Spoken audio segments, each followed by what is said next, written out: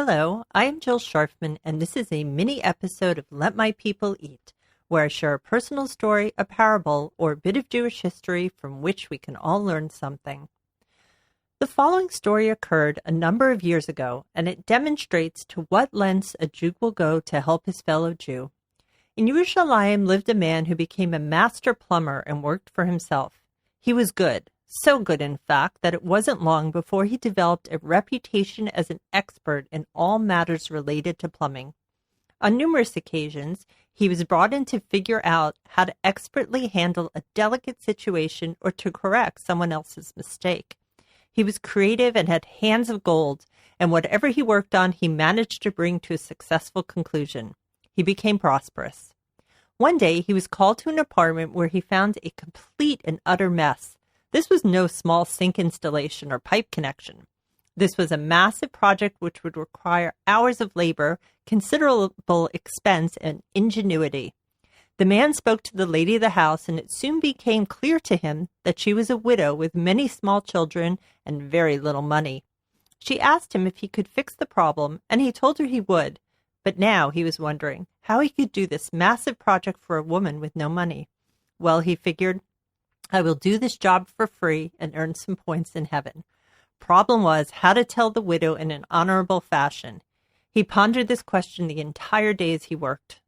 Late into the day, he completed the massive job, and the thankful woman approached him and asked how much she owed him. Nothing, he said with a grin. How is that possible, she asked. You worked here all day. The man concocted a story that for these types of jobs, the local municipality reimburses him for his time and labor, since he is improving the quality of the city's pipes. The property values go up, and they are happy to cover the cost.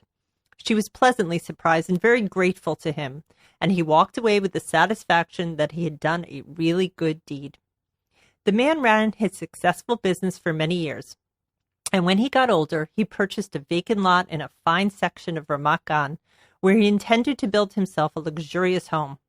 As an expert craftsman, he was involved in every stage of planning and construction of his dream home. He worked with the architects and contractors and helped map out the necessary permits and had them expedited. He even took on the task of pricing out the various supplies that would be needed, and through his many contacts in the industry, he was able to get many items at excellent prices.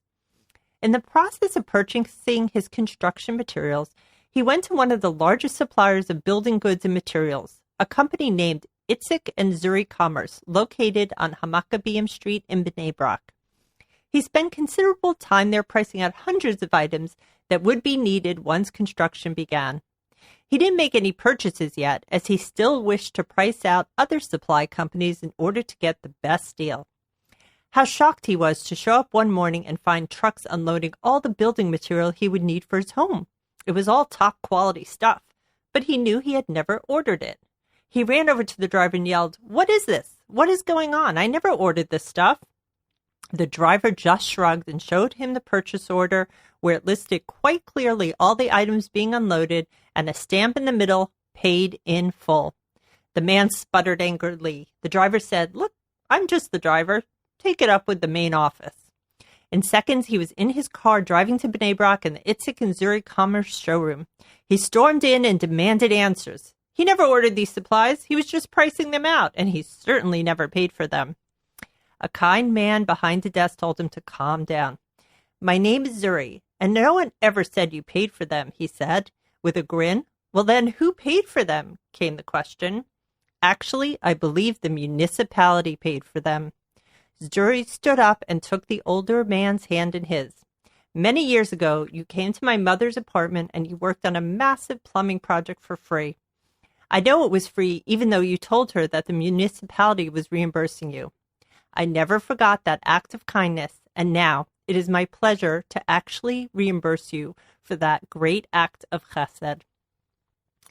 I want to thank Torah Tavlin for the story. You can support them at torahtavlin.org. I am Jill Scharfman, and I hope this makes your day a little more satisfying.